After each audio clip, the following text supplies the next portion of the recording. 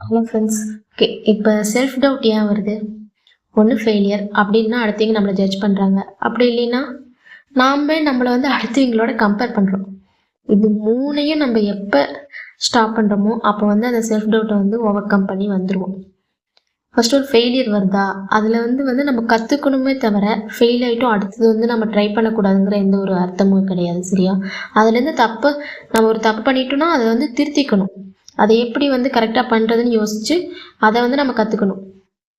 அது வந்து நம்மளுக்கு ஒரு கற்றுக்கிறதுக்கான ஒரு டைமாக வந்து நாம் வந்து எடுத்துக்கணும்.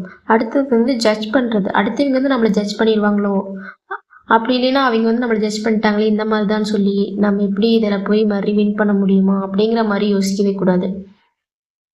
அவங்க யார் நம்மளை ஜட்ஜ் பண்ண? ஓகேவா? நம்மளோட வேல்யூ நம்மளுக்கு தெரியும்.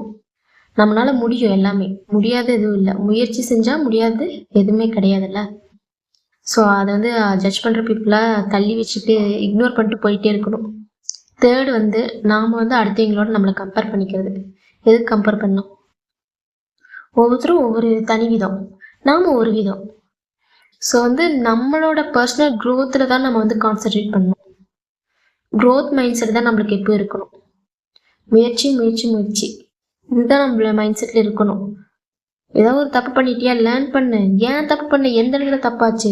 பிளானிங்கில் தப்பாச்சா, இல்லை மெத்தடு தப்பா, இல்லை நம்மளுக்கு அந்த கரெக்டான சோர்ஸ் இல்லையா, என்ன பிரச்சனை? ஃபஸ்ட்டு மைண்ட் செட் தெளிவாக இருக்கணும்.